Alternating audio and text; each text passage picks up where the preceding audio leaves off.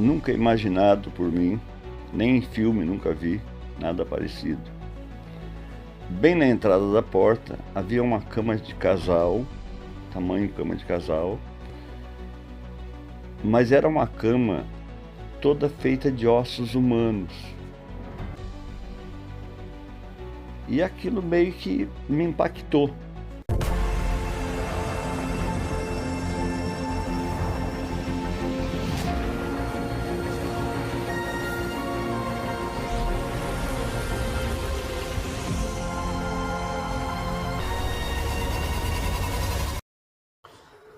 Então, vamos lá, né? Meu relato, na verdade, o propósito principal é sobre a EQM. Mas para mim chegar nos fatos, né, de EQM, eu sou obrigado, de certa forma, a relatar em pequenos detalhes, né, uma pequena introdução, como tudo isso eu creio que começou. Não é algo que começou comigo, eu acredito. E eu acredito muito numa missão. Uma missão que cada um de nós tem a sua, né? Então, meu nome é Sadi Broca, natural do município de Torres, do Rio Grande do Sul. Já atuei desde o nascimento até a morte. Minha vida foi, assim, bastante variável, bastante relativa, como também com muitos altos e baixos, muitos desafios. E isso me levou a aprendizados, assim, na minha concepção, muito profundos. Porque ela começou de fato lá com meus antepassados. E até os dias de hoje eu vivencio muito fatos, né, que ocorrem no dia a dia, na convivência com outras pessoas, na sociedade, na família, nos sonhos, nos planos, e também, né, naquilo que se experimentou. Primeiro, eu acredito que tudo isso iniciou com o meu avô materno. Meu avô materno, ele foi uma pessoa que eu não o conheci. E ele, na época, morava aqui, aí já, né, do lado de Santa Catarina.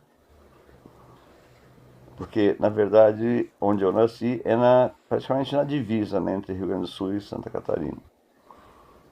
Então, a gente anda 3, 4 quilômetros e já está em Santa Catarina. E meu avô materno morava ali, acredito que se criou ali. E ele trabalhava naquela época, porque com isso, sei lá, creio que aproximadamente um século atrás, ele trabalhava preparando remédios homeopáticos. Na linguagem popular, chamam de curandeiro, mas ele tinha um conhecimento muito profundo sobre ervas, plantas, raízes e outros produtos, talvez até industrializados, quem sabe, embora na época muito pouco. Então ele preparava medicações para as pessoas.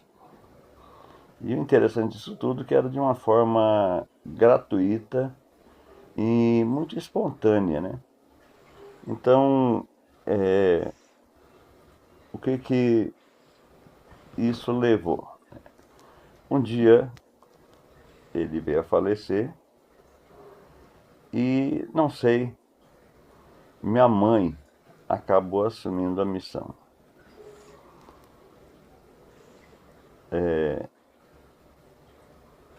Minha mãe era de uma religião cristã também, como meu pai, e ela começou a fazer esse trabalho. Na época eu lembro que eu era criança ainda, quando ela comprava livros que relatava, né, que explicava conhecimento sobre plantas, ervas e tal. E ela era aquela pessoa que saía de casa para de noite para fazer um atendimento em outras pessoas, para fazer uma injeção, enfim. Achei uma missão muito bonita de parte deles e uma herança muito bacana que eles deixaram para nós. E antes que alguém pergunte, né? Meus pais, para mim, sempre foram, serão meu maior espelho de vida, de humildade, de humanidade, né, para com o próximo. Pois bem, já entrando na, na, na minha questão pessoal, quando eu nasci, né, bem, sempre com problemas respiratórios, e com 3 anos e meio, segundo eles contavam, eu tive uma pontada de pneumonia, o qual me levaram de noite, uma noite de muita chuva. Naquela época não tinha veículos automotores praticamente, num vilarejo, até o hospital de Praia Grande, que era a divisa com Santa Catarina. O hospital estava iniciando, né? Imagina isso há 60 anos atrás. Então, lá eu cheguei mal, muito mal. O médico me olhou, examinou e disse: Olha, infelizmente ele já faleceu. A criança já faleceu. Pode levar até a funerária. E o irônico disso tudo é que a funerária ela era mais ou menos a única, inclusive, da cidade. Ela é mais ou menos 2 quarteirões do hospital. Eles saíram desatinados, tarde da noite, chovendo muito, de carroça naquela época, né? E quando eles chegaram no meio do caminho, eu chorei e tossi, coisa parecida. E aí eles viram que eu estava vivo. Voltaram até o hospital, o médico me atendeu. Naquela época eu tinha que chamar um médico em casa, né? Porque os atendimentos eram muito raros, né? Então ele veio e me atendeu, a estrutura hospitalar era pequena também. Deu alguns medicamentos ali e me encaminharam para casa.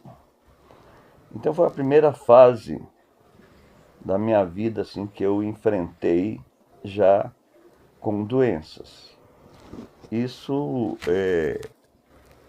já foi, eu acredito que, um dos primeiros desafios que eu tive que enfrentar. Pois, e aí então assim, minha coluna começou o problema a se agravar muito. Aí eu passei por vários atendimentos de setor de emergência do hospital local. E uma médica muito capaz, muito dedicada, muito querida. Ela disse, olha, depois de eu ter feito um raio-x, né? Ela disse, olha, eu vou te encaminhar para Porto Alegre. Tu vai ou não? Eu disse, queria, claro, né? Sem dúvida nenhuma.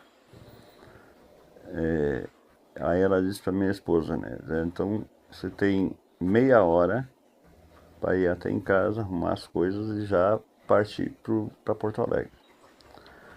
Pois bem, aí deixa filho com quem, né? Então ficou aquela coisa toda ali. E a minha irmã, no primeiro momento, assumiu meu filho, ficou com ela, e eu fui para o primeiro atendimento num hospital especializado em Porto Alegre, mais especificamente na Santa Casa, o Hospital São José. Passei, o hospital estava extremamente lotado, não tinha lugar nem nos corredores, e aí me deixaram numa maca, mais ou menos, eu calculo 30 horas, e gente para todo lado, muita dor, né, sem me alimentar direito, porque eu não conseguia. E aí, após as 30 horas, um neuro plantão veio, me examinou e tal, e me baixou imediatamente. Então, mais ou menos uma semana depois, eu fiz uma nova ressonância e fui para a minha primeira cirurgia. Como eu falei no início, eu como trabalhei na área de saúde, na enfermagem, e assessorei também em cirurgias, né, de porte, a gente já tem um pré-conhecimento, né, sobre todo o processo ali. E aí o anestesista chegou e tal, começou a conversar comigo, não precisa puxar a história lá, não sei de onde, né, para dar tempo para o efeito anestésico fazer o efeito. Eu digo, vamos lá, direto, tranquilo. Eu digo, tô bem, tô confiante na equipe, acredito muito em Deus e vai dar tudo certo. E realmente, aí dormi, eu acordei na UTI, a cirurgia foi um sucesso e fiquei, eu acho que mais do que total de 10, 12 dias no hospital. Aí vim para casa, mas vim com já uma data de retorno, porque o médico me falou, né, o cirurgião e o chefe da equipe, que eu deveria fazer uma outra cirurgia. Minha coluna estava tão destruída que eles não sabiam nem por onde começar. Então, nessa primeira cirurgia, eu comecei a receber parafusos. E claro que é desconfortável, né? Aí vim para casa, meu filho pequeno,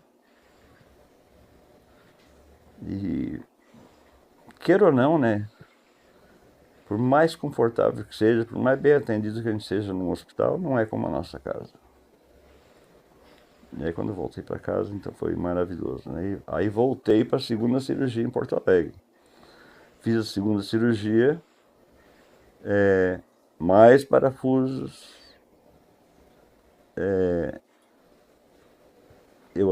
Ainda não havia recuperado totalmente, né, a minha imunidade, né, do corpo. Minhas defesas ainda não estavam boas, ainda estão um pouco frágeis. Então, levei um dia ou dois a mais para me recuperar, mas assim mesmo, as duas cirurgias, a recuperação foi muito mais rápida do que a previsão dos médicos, inclusive a minha própria previsão, né? Aí vim para casa novamente, também, mais uma vez, com retorno marcado para ir para uma terceira cirurgia. Aí fui, já com mais parafusos no corpo, né? E essa terceira cirurgia, devido à minha pouca imunidade,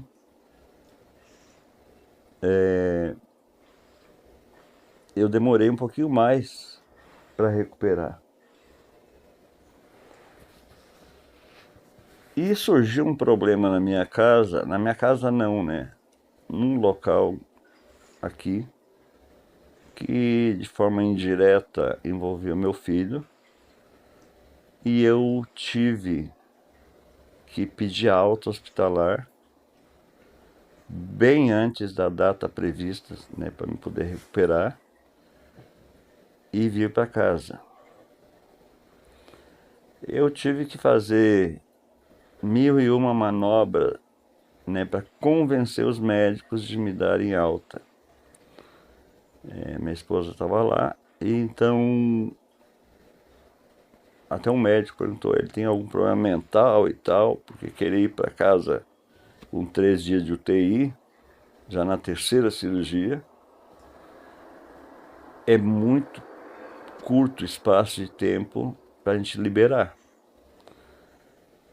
E eu não queria falar para eles o motivo pelo qual eu estava pedindo alta, porque eu também não tinha certeza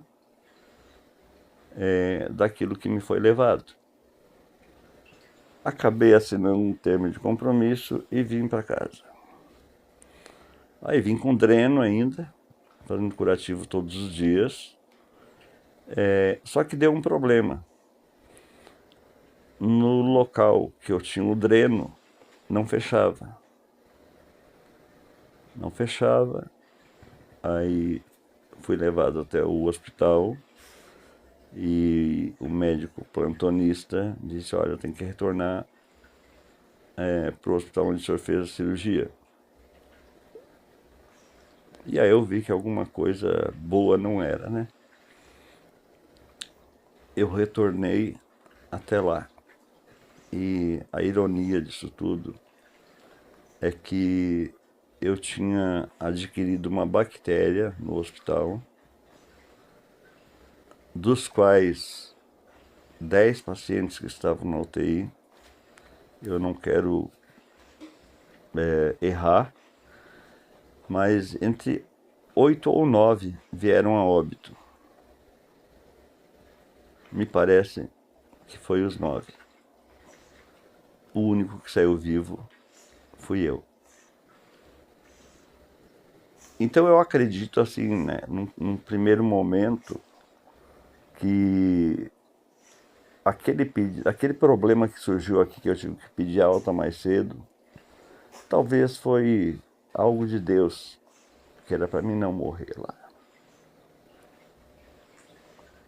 Aí retornei para a quarta cirurgia, e aí os médicos abriram novamente, ou melhor, antes de iniciar a cirurgia eu fiz uma nova ressonância,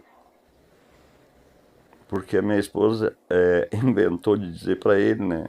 Olha, não sei se ele falou, mas ele teve uma tuberculose, ele perdeu um pulmão há muitos anos atrás. Aí o médico, na hora de ir para a cirurgia, não, vamos fazer uma ressonância e tal. Aí olhou a ressonância e não tem nada. O pulmão está perfeito. Só tem uma cicatriz no pulmão.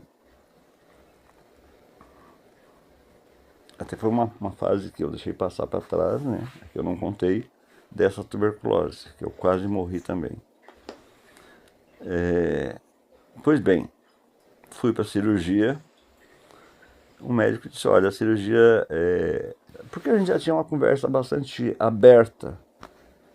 Ele sabia que eu tinha um conhecimento, embora mínimo, mas tinha, né, dos riscos, dos efeitos colaterais que poderiam ocorrer. E eu disse: não, tranquilo, vamos de boa, né, porque eu tenho que fazer. Já havia feito tratamento, combatido a bactéria e tal. Então fui para o bloco. E o médico disse que essa cirurgia duraria aproximadamente 5 horas. 5 horas era o tempo da cirurgia. Isso já estava eu na quarta cirurgia. Eles abriram e tentaram, perceberam que uma das vértebras estava deslocada do lugar, vamos dizer assim, com 60% de apoio na estrutura da coluna vertebral. E aí eles analisaram ali, mexer, tentar reposicionar ela. mas viram que o risco era muito grande. Aí tentaram colocar uma placa e parafusos. Só que o que aconteceu? Os parafusos não seguraram na vértebra. Usando uma linguagem popular, né? É como se a vértebra estivesse podre, ou quase podre, deteriorada. Então colocava o parafuso não firmava. Tentava uma outra posição, não firmava novamente. Aí tiveram que parar a cirurgia. Parar a cirurgia e pensar, ver o que queriam fazer. Então foi onde surgiu a ideia de eles colocar o que eu conheço, né, pelo menos, como cimento ósseo. É um líquido injetado dentro da vértebra para ela endurecer, né, firmar, ficar mais compacta. E aí então, depois disso, colocar os parafusos. Só que para isso eles tiveram que me reanestesiar novamente. Essa segunda etapa dessa cirurgia durou 6 horas. Na hora de eu acordar, eu não consegui acordar. E aí a coisa se complicou bastante. Muito. Eu não... Esperaram, né? Os médicos ficaram esperando eu acordar e nada, né? Bem, esse eu acredito que seja o momento mais crucial que eu enfrentei pessoalmente, né? Na minha vida, porque foi um momento assim que a anestesia passou o efeito e eu não conseguia voltar. Eu lembro bem de algumas coisas. Eu tentei uma vez voltar e não voltava. Eu tentei a segunda vez e não voltava. Eu tentei a terceira vez e percebi que eu estava sem força. Eu não conseguia voltar. Mas lá no fundo, o meu subconsciente me disse alguma coisa assim, tipo, calma, espera e tenta mais uma vez. Só que nesse meio tempo eu consegui pensar, eu acredito, no meu filho. Meu filho tinha entre 3 e 4 anos de idade e, por ser autista, e o último, eu sabia que ele iria precisar muito de mim. E aí foi um momento que eu senti que eu saí do corpo. Eu não me vi saindo. Quando eu me vi, eu já estava andando numa rua de calçamento normal, uma rua de cidade pequena, um lugar que eu não conheço, nunca vi. E aí eu entrei na rua e a rua andava, tinha mais ou menos uns 100 metros e ela encerrava ali, uma meia ladeira, uma leve ladeira. Eu cheguei numa casa, à minha direita, e essa casa, ela estava abaixo um pouquinho do nível da rua, então dava mais ou menos 2 a 3 degraus para descer até dentro de casa. Aí tinha uma porta, eu cheguei, parei na porta, e aí foi o ponto mais estranho que eu vi. Nunca imaginado por mim, nem em filme nunca vi nada parecido. Bem na entrada da porta havia uma cama de casal, tamanho cama de casal, mas era uma cama toda feita de ossos humanos. E aquilo meio que me impactou. Muito bem feita, perfeita, aqueles ossos limpos, né? Tipo ossos velhos já. E eu olhei aquela cama toda feita de ossos ali,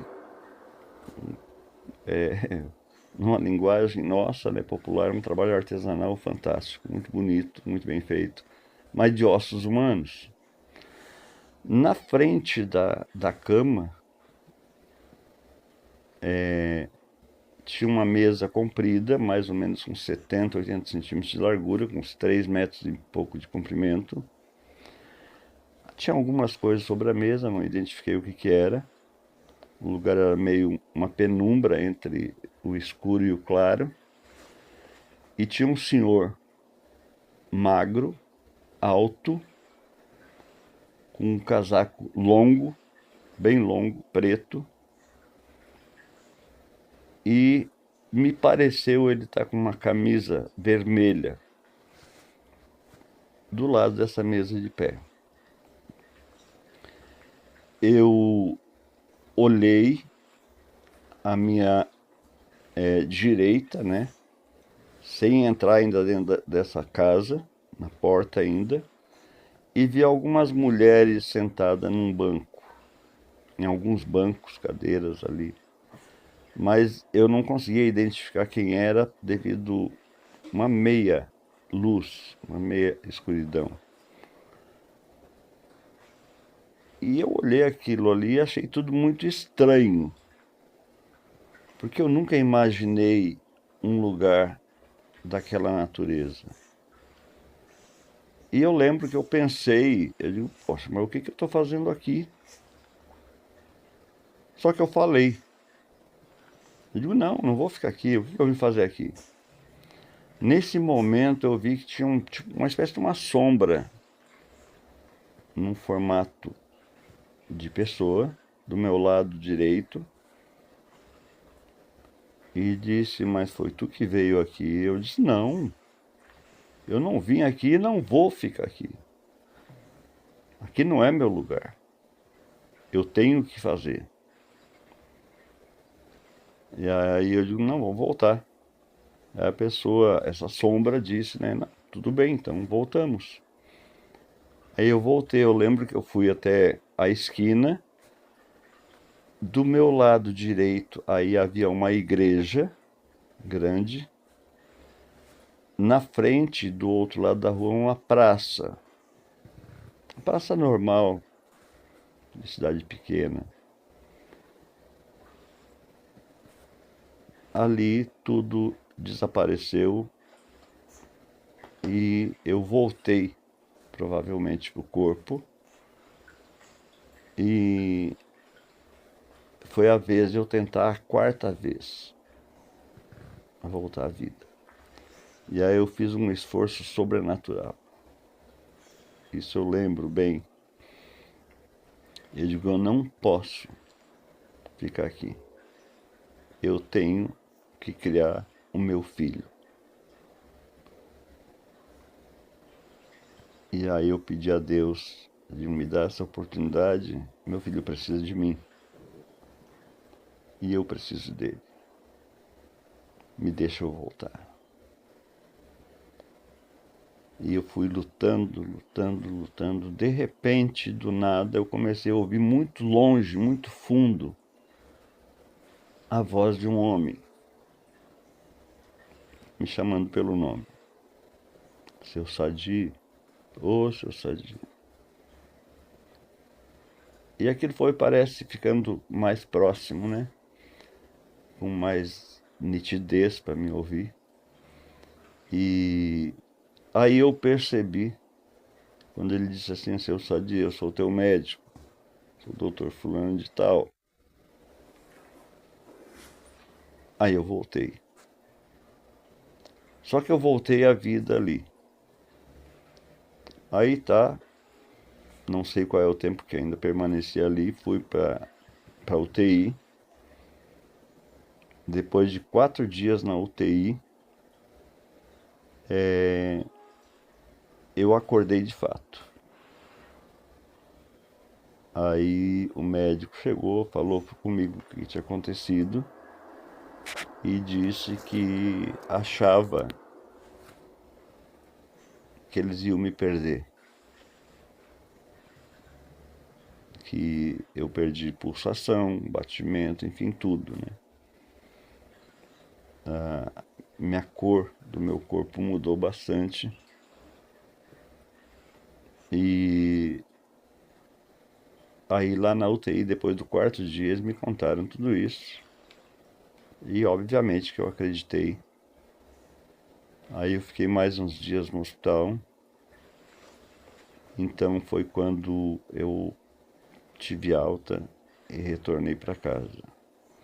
E eu lembro bem que o período que eu ficava na UTI, e teve um caso assim que me marcou muito, que uma enfermeira disse: "Por que que o senhor está chorando?" Eu chorava direto, sem parar.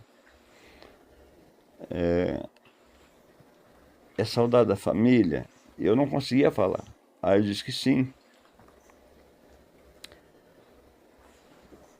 Aí ela tinha o telefone, ligou e ela teve a perceptividade, né? E sabia que eu tinha um filho pequeno. Então, ela disse: "Quer falar com teu filho?" Eu disse que não. Emocionalmente eu não tinha condições.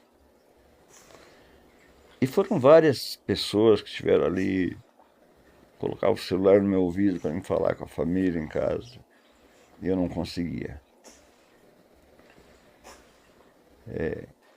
Foi um momento muito difícil. Foram dias intermináveis, muita dor, numa posição só, com um dreno, com um aparelho ligado em todas as partes do corpo. De vez em quando eu percebia que o batimento cardíaco havia uma mudança, decaía, voltava, saía do ritmo, desritmia, né? Parece que tinha alguns momentos que ele quase fibrilava. Só que a minha luta era tão grande para voltar e eu consegui voltar. Aí tive alta, vim para casa, aí tudo bem.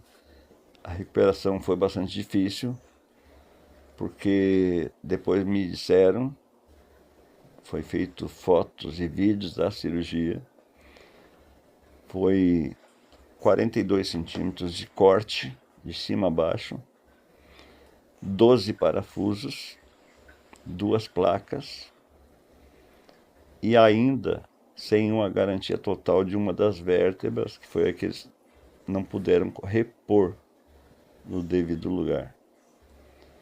E aí eu fui proibido, né, de levantar peso, de aumentar meu peso. E até foi irônico, né, porque eu já estava magro devido à dor.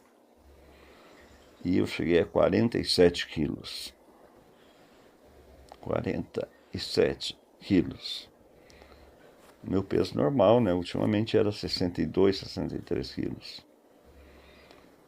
Então a recuperação foi bastante difícil. Demorei muito para me recuperar. E claro que foi gradativo. Tive um atendimento muito bom de parte da enfermagem do posto de saúde local.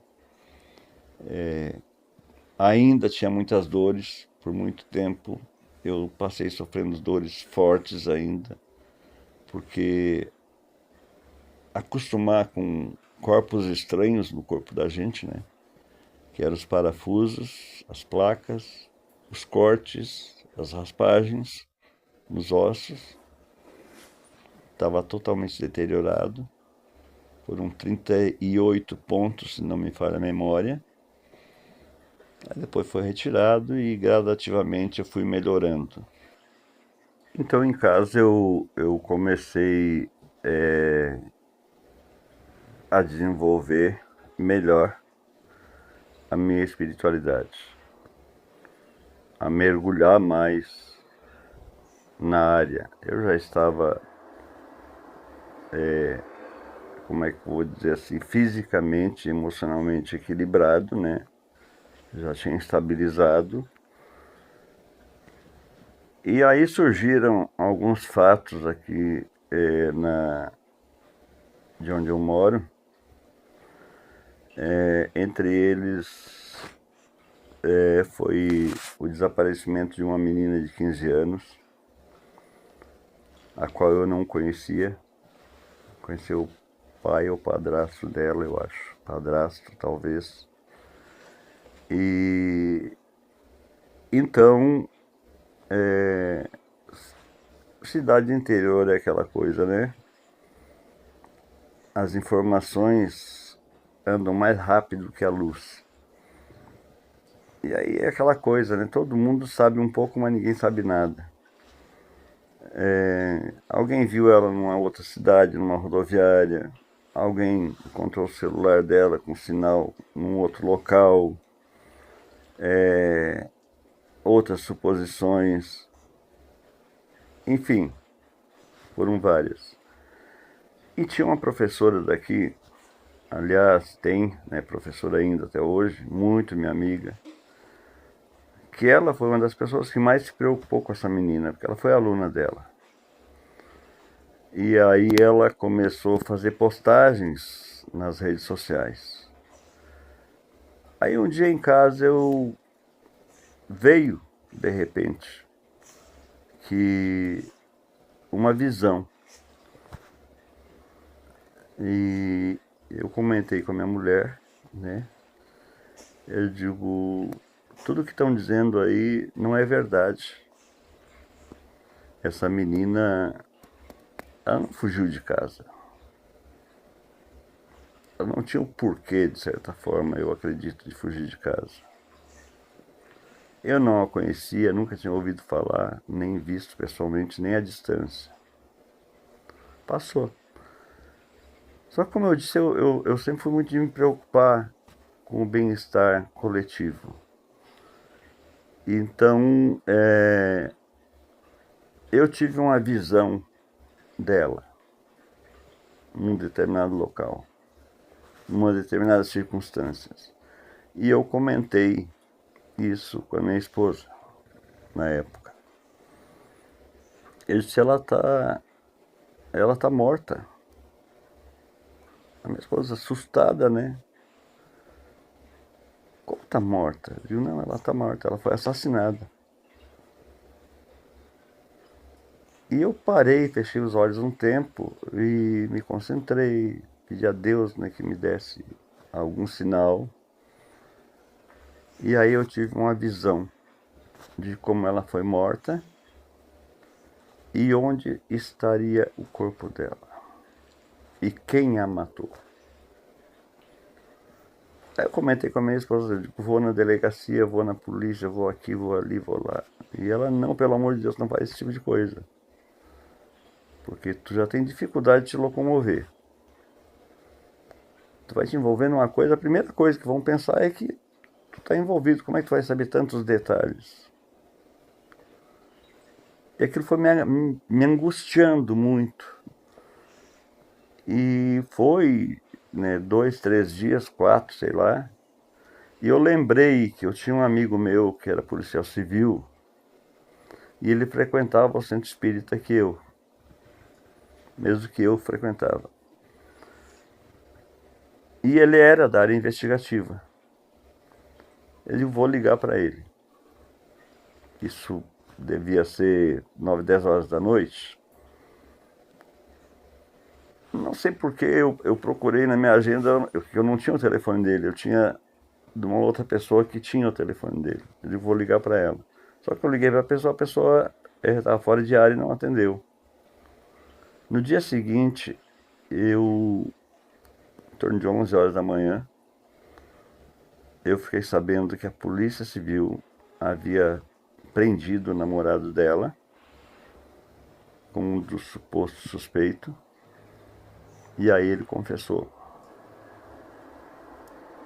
Aí ele trouxe ela, a polícia, aonde estava o corpo dela. Tudo aquilo que eu relatei em detalhes aconteceu nesse fato. Mais tarde, agora há pouco tempo atrás, aproximadamente 2 anos, 3 anos por aí, desapareceu também um amigo meu de infância, o qual eu tinha um carinho muito grande, não só por ele, como por toda a família, né? E ele era uma pessoa muito tímida, muito quieto, não era de namorar, não era casado, havia sido vereador, tinha encerrado o mandato dele naquele ano, e ele simplesmente desapareceu. Aí, de novo, né, aquela coisa de cidade pequena, os comentários. E uma determinada manhã, eu tinha acabado de tomar café, e eu fui até a rua para dar água para o meu cachorro, e me veio uma imagem maluca na cabeça. Eu vim para dentro de casa, entrei pro quarto, deitei um pouco, fechei os olhos e orei, meditei um pouco e veio uma visão. Aí logo em seguida a minha esposa entrou no quarto, né, percebeu por que eu saí da rua e voltei a deitar. Ela imaginou que fosse dor da coluna, né? Que ele me atacava de surpresa e com uma intensidade violenta. E eu disse para ela, eu digo, fulano de tal, ele cometeu suicídio. Por que tu diz isso? Claro que ela já sabia dessa minha mediunidade, das minhas visões. Eu disse, mas o que tu vê? Daí eu contei para ela, eu digo, eu vejo ele num determinado local, não muito distante da casa que os pais dele moravam, com uma corda no pescoço, pendurada em uma árvore. Um lugar meio até aberto, dá para ver de longe. Eu não conseguia definir exatamente o local exato, a árvore, enfim, mas eu via o formato da árvore e via que era naquela região ali curta, vamos dizer assim, num raio de 1 quilômetro. Aí sei que a notícia rolou, né? E um taxista fez contato com a polícia e disse, não, olha, o fulano de tal, eu fiz uma corrida para ele tal dia e ele pediu para me deixar ele em tal lugar. Ele ia falar com os irmãos dele. Eu deixei ele ali. E aí a polícia foi até lá e achou o corpo dele pendurado na árvore. Ele havia cometido suicídio. Foi 2 fatos assim que me marcaram bastante, porque eu já tinha visto coisas, previsto, né, acidentes na estrada. Por exemplo, um dia minha ex-mulher estava vindo de Porto Alegre e eu disse, porque eu não sabia a hora que ela iria sair de lá, né? E eu disse, onde é que tu está vindo? Ah, estou em tal lugar. Eu digo, cuida que em tal ponto eu vejo um acidente. Eu vejo um para-choque de carro do impacto foi parar numa outra pista. E como ela já sabia, né, dessas visões espirituais que eu tinha, ela acreditou naquilo. E quando ela chegou exatamente naquele lugar, até eu disse para ela, vem bem devagar, porque ela tinha um pé meio pesado para andar, né? E vem devagar, vem com cuidado. Aí quando ela chegou ali, fazia 15, 20 minutos, tinha acabado de acontecer um acidente na outra pista,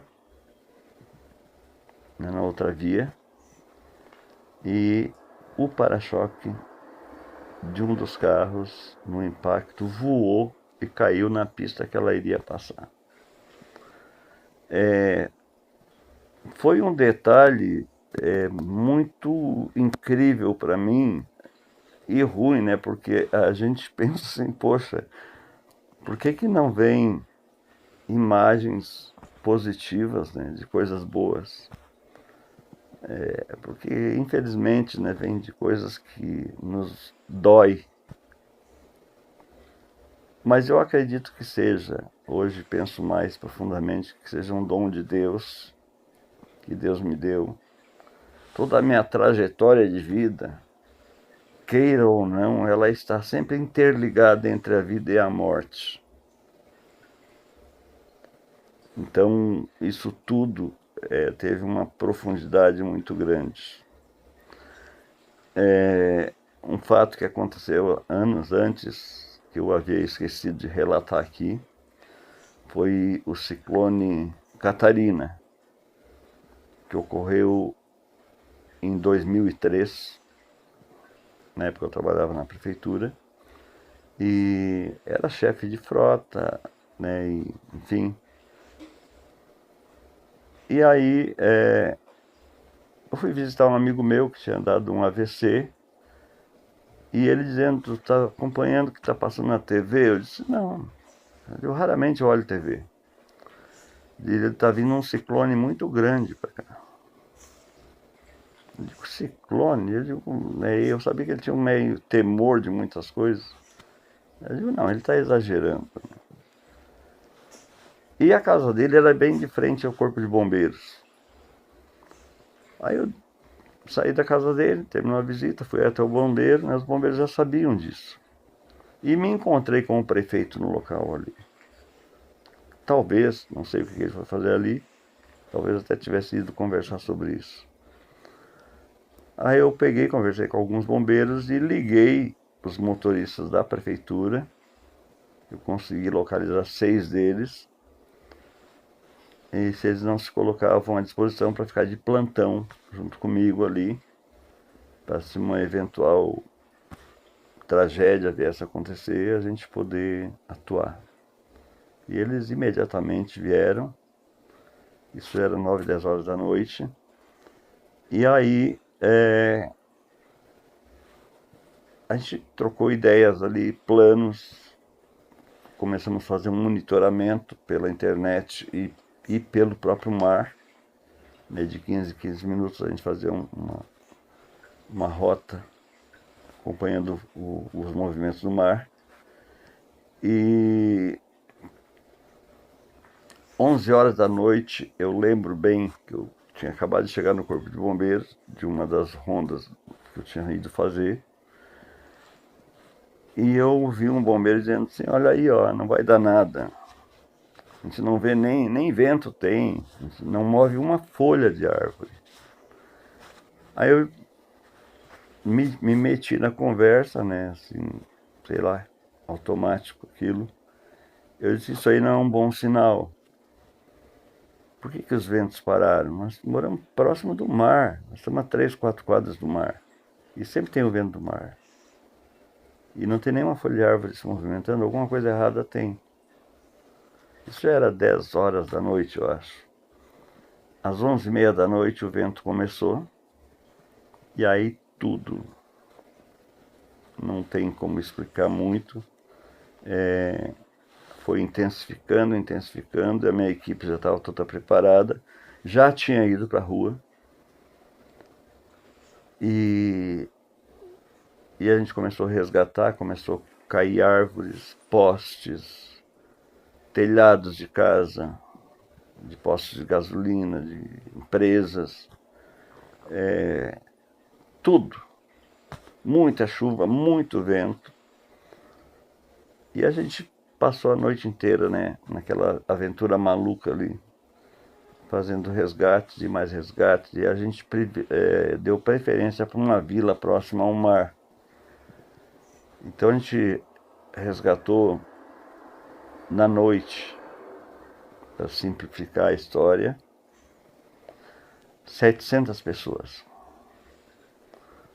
E o irônico disso tudo, que a gente também estava com medo, mas não sei, Deus nos veste de uma proteção tão grande, de uma força tão grande, inexplicável, que caía árvores na nossa frente, do lado, postes, tudo, telhado voando.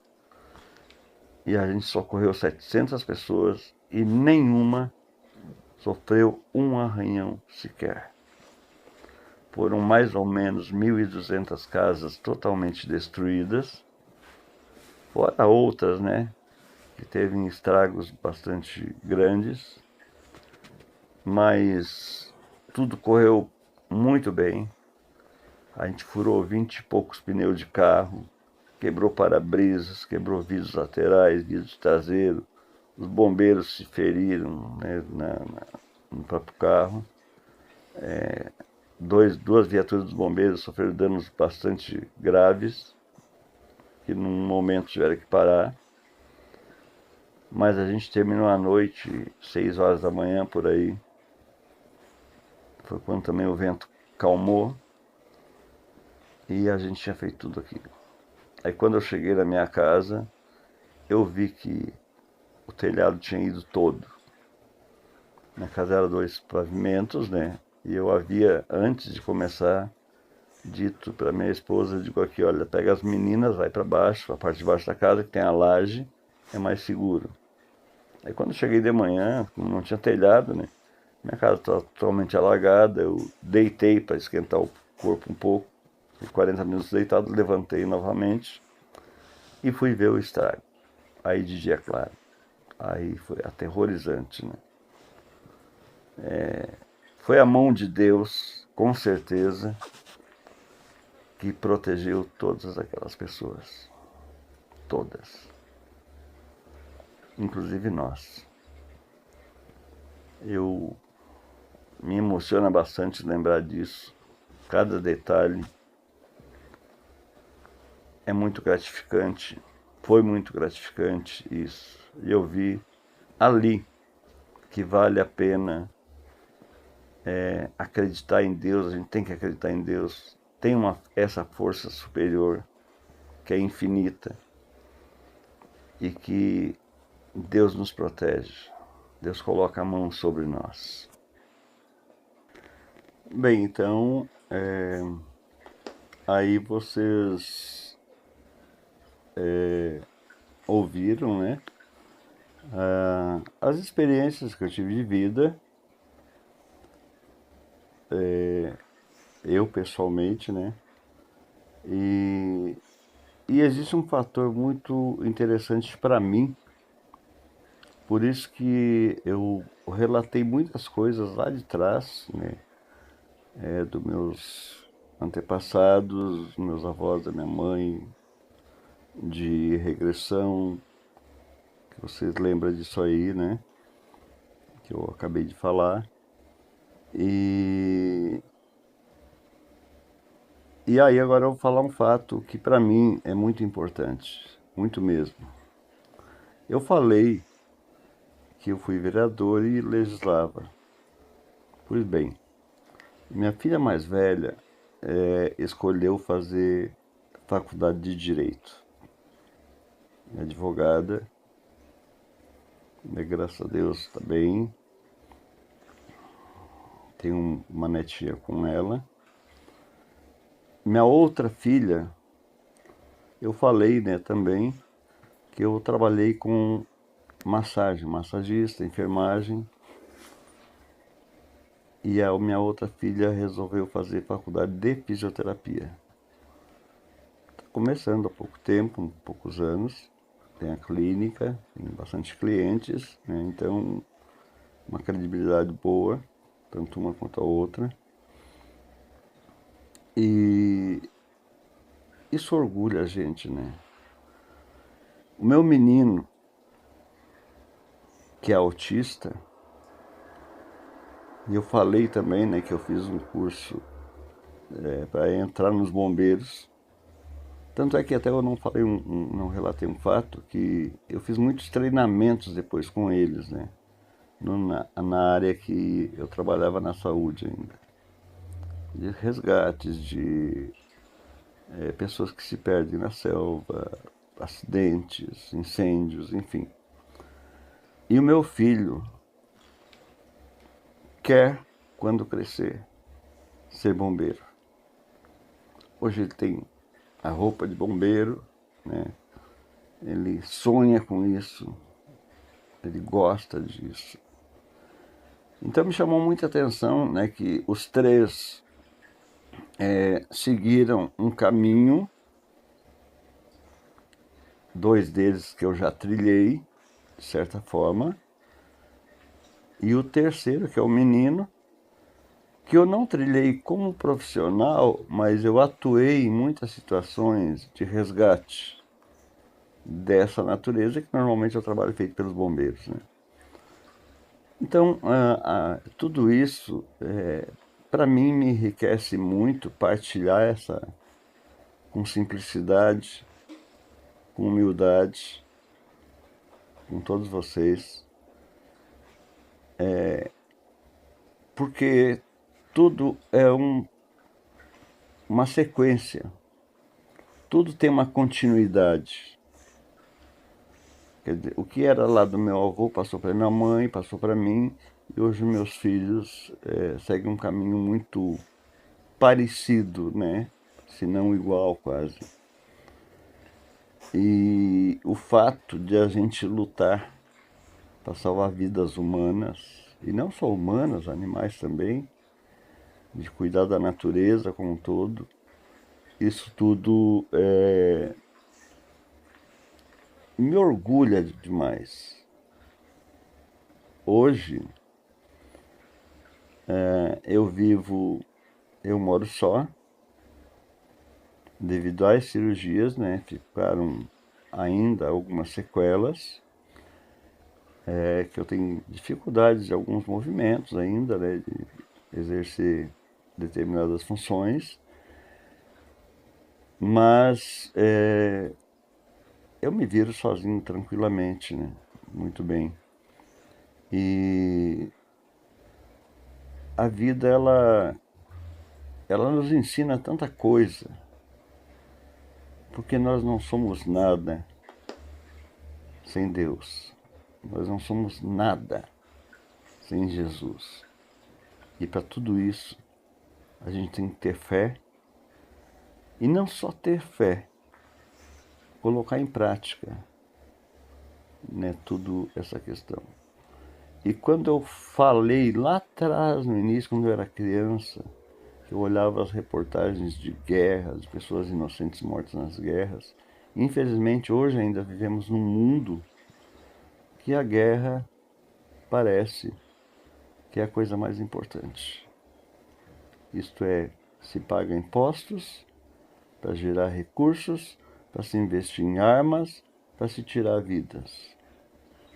O ser humano, ele ainda é o único, pelo menos que eu conheço, que gasta o próprio dinheiro para tirar a vida de si próprio, de certa forma. E mais, a vida, eu acredito que ela não é só isso aí. Ela é muito além. Eu, há poucos meses atrás, ou melhor, há 3, 4 anos atrás, eu escrevi um livro solo e tem uma página na internet de poesias, de textos, enfim. E eu descobri há pouco tempo atrás que eu tenho um sobrinho que também é autista, embora já adulto. E eu escrevi uma poesia, né, para o meu filho. Aliás, para os meus 3 filhos, eu escrevi alguma coisa quando eles eram criança. E para o meu filho eu escrevi uma poesia e esse meu sobrinho resolveu musicá-la. Inclusive, outro dia eu mandei essa música ainda pré-montada o meu irmão aí, com todo carinho, né, dessa página fantástica, maravilhosa. E nós temos muito, muito que aprender. Muito. Este canal, ele tem contribuído muito com a nossa evolução. Eu retorno e eu acredito em vidas passadas. Por quê? Porque quando eu falei ali atrás em regressão e que numa vida passada eu talvez fosse um militar, um paramilitar, um guerrilheiro talvez, a gente não sabe. E até hoje, eu não sei porquê, se existe uma outra forma, não sei, mas eu acredito que seja esse o motivo. Eu gosto de esportes de aventura, como rapel, trilhas na mata, gosto, amo a natureza. E eu uso muito roupas camufladas. Tem gente que estranha, né? Poxa, mas por que tu usa tanto roupa camuflada? Eu não sei, tem uma identificação comigo. Talvez seja de vida passada. Talvez. E voltando à questão da poesia que eu fiz para meu filho, eu achei interessante porque depois que eu escrevi, depois que ela foi musicada pelo meu sobrinho, que eu ouvi, eu não acreditei que fosse eu que havia escrito. Eu não teria capacidade, eu, Sadi, sozinho, de escrever aquilo. Provavelmente, alguém de uma outra dimensão, de um outro plano, usou apenas minha mão para passar, para pôr ela no papel. E a gente não pode deixar muito para os nossos filhos, além daquilo que a vida nos ensina, além do reconhecimento que a gente tem por eles, além do amor que a gente tem por eles e também do amor que a gente tem e continua tendo pelos nossos antepassados. Essa pequena parte da minha vida que eu partilho com vocês agora, ela diz muito sobre mim. É claro que existem muitas e muitas e muitas outras histórias. Muitos e muitos outros fatos reais que eu vivenciei. Mas eu selecionei esse que para mim era, nesse exato momento, um dos principais. Que era falar os pontos mais fundamentais da minha vida e que teve uma influência muito grande, cada um deles, na minha experiência como ser humano, como ser cristão, e tal, eu acredito, né, um filho de Deus que veio para esse mundo com uma missão. Eu acredito que essa missão ainda não acabou, e eu acredito muito que a gente tem que dar sempre o melhor da gente pro próximo. Não importa quem quer que seja. Não importa que raça, que cor, que situação socioeconômica. E eu quero, se Deus me permitir, for a vontade dele, recuperar, sair um pouco da cama, que hoje eu ainda vivo muito tempo na cama, e retomar isso. Talvez modificando algumas coisas, melhorando, aperfeiçoando, mas eu tenho esse sonho ainda de concretizar algumas coisas que para mim ainda faltam para eu complementar essa missão aqui na Terra. Eu carinhosamente eu deixo para cada um de vocês um beijo no coração. Se amem e amem. O mundo precisa mais do que nunca do amor de cada um de nós. O mundo como um todo. Porque guerra, ambição, apegos materiais só vão nos levar a um precipício, a uma queda. E eu acredito muito na vida após morte e até que me prove o contrário, eu acredito muito na reencarnação. E toda pessoa que pode contribuir com isto, para nós nos aperfeiçoarmos mais, para nós nos adequarmos mais ao nosso papel nesse mundo, é melhor, é bom, é importante. Porque normalmente a gente sabe o que nós pensamos, o que nós sentimos. Mas são tantas milhões de vezes que nós cruzamos por irmãos e irmãs na rua, na vida, e a gente não sabe a história daquela pessoa. E esse respeito a gente tem que ter. Que a luz de Deus ilumine cada um de vocês. Eu fiz esse vídeo, como eu disse, em partes com roupa camuflada, inclusive aqui com boné camuflado com a bandeira do Brasil, por eu ser brasileiro, de um povo que, apesar de tudo, não desiste de lutar, não desiste da vida e não desiste de ser feliz.